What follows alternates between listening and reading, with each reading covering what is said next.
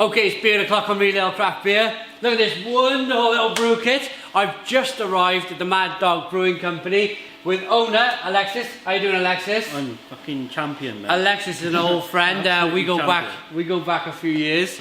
I've known him from brewing days in the past. We got a collaboration today. We are brewing Bohemian Hipster. Okay, so we started the brewing process at Mad Dog Brewing Company. Mr. Alexis here. Look at this, let me grab some of this, show it to the camera. What's some pale malt, is it? Yeah, base malt. Look at that. So how much are we putting in? We've got 18.5 kilos of pale malt. We've got a bit of roasted barley going in there, and we've got some cara as well. Give it some body, you know, and a good head on it as well. Okay, so, let's get it in. Here we go. Let's do in a it. minute. It's got to go in nice and slow. Right, okay. So I'll grab the camera. Let's get in there. Let's take a look at this.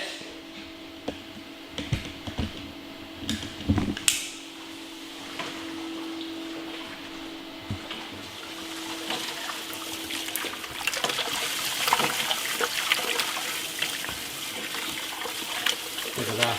Smells great. it smells lush, doesn't it, Smells already? fantastic. So nice and slow, so you don't get no clumpy clumps in there. Yeah, we don't want that. We don't want that. So to new brewers, Mr. Mad Dog, what are we doing? We're looking to extract the sugars from the, That's right. the malt. Yeah. This is a process better known as mashing in. Okay, so we've got water which is in there at 77 degrees. By the time we finish mashing in, we're looking at a mash temperature for about 66.5. Okay. Okay, so we pull all of them sugars out then. yeah, For the yeast to eat up and turn into. yeah, it'll all then go off into the copper where we'll add the hops, you know, and then get chilled down, and then we'll add yeast to it. So, Okay, so we've mashed in for an hour with a Bohemian Hipster. Look at all that lovely porridgey malt in there. What stage is this? what we're actually doing in there is we're liquoring back. So usually you have a pipe going back into the mash tun. Yeah. But because this is gravity fed, we've got no pump. Okay. Yeah. So we're running it into a bucket, and the bucket will tip back into the top of the mash tun quite slowly, so we don't disturb the mash too much. Okay. You know? So we don't want to disturb all the proteins and everything else we've got left in there. So okay. So basically what we're doing is now we're getting the most. So what we're trying to do here is we're actually removing the grain from the bottom of the mash tun, because we don't want to transfer any of the grain into the copper, because you'll pick up off flavours and things like that within the beer then. Okay. You know, you start to get grainy flavours, if you like, in the beer. Yeah. So that's pretty much done now. So what I do then is slow the flow rate down. Okay, so, and what that actually does then, we'll put that in that bucket, and we use that bucket then is what would be better known as, in a big brewery, an underback. Right. Okay, so the wort then comes into there, and then when that goes about quarter full, we'll tip it then into the brew kettle. We'll whack the gas on then so it can start warming up, you know, and by the time hopefully that's full, we'll more or less be at boiling temperature, so then we can add our bittering hops. So this bucket here. Yeah, we'll just tip this nice and slow over the top, and nice and evenly as well. And that's helping to get even more of that flavour out of the. Yeah, I mean, through. by putting it in slowly, you're not disturbing the mash too much, you know, because if we disturb it too much, you'll get a lot more of the proteins come out and things like that. And I try and reduce the proteins as much as possible to so we don't end up with hazy or cloudy beer, like, you know. But for those people that like clear beer. you know. So yeah, so that's where we are at the moment. Excellent. We'll start sparging in a minute. So Okay. yeah. Okay, so we have the first look at the beer, what the beer is going to look like. Let's come around, get some decent light on it. Yeah, that looks really good. And that's the wort, you know, coming out of the mash tun. Yep. Going into the copper before it's boiled. So it's still not got any hops or anything in it yet.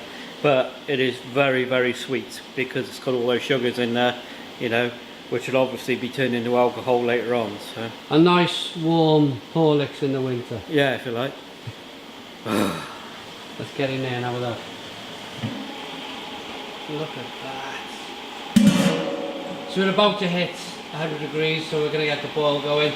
The reason why we boil it is to get rid of all any kind of bacteria. All the bacteria, all the nasty flavours and things like that. Usually what the smells when you walk around a brewery, you think, flipping heck, that stinks, yeah. You know? And that's basically what's being boiled off, you know, all the bad properties that are in that wort, and you're left with all the good stuff, you know, so that's why beer smells good when it's finished, but it smells terrible when it's boiling. I quite like it. Bit of mash tun digging. You can see there the two, well, there's a couple of different varieties of the malt in there. This will go probably for chicken feed, will it? It's actually going for pig feed. Pig feed even? That's yeah. the one I was looking for. A local pig farmer who's also owns one of the better known butchers in Cumbrain as well. So excellent, so you'll come and pick this up? Yep. Job done. Okay, so we're going to weigh out some hops. If I can get some. Blimey, they're all together nicely, isn't they? Nice and fresh. So we're going to need, what did you say? We need 275 grams. 275, right, we need a load of this. No way. Come on, break them up. Come on. Muscles! Muscle. Look at these hops. I wish we had smell-o-vision. Yeah. Can you feel how much resin is in there? No? Really sticky. Yeah. Really sticky hops. So really fresh as well, so.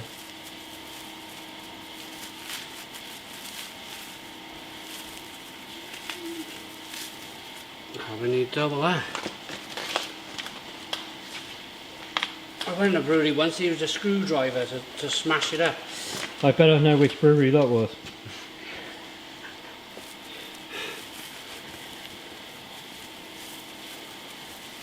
How are we looking?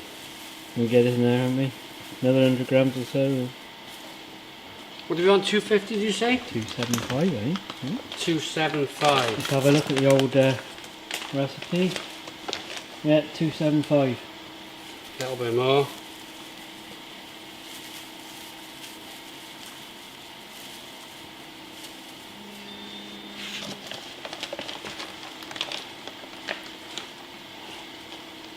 Blimey.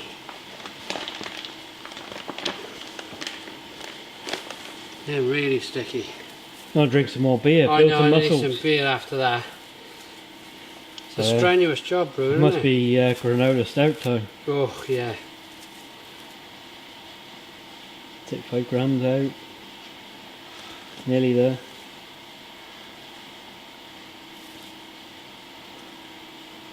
Oh. Close. That'll do. Hey, look Hang at on. that. Look at that. Way. Green fingers. Green fingers.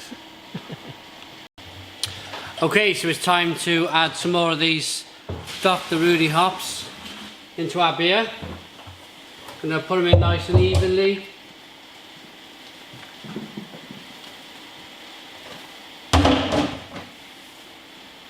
There we go. Give it a stir.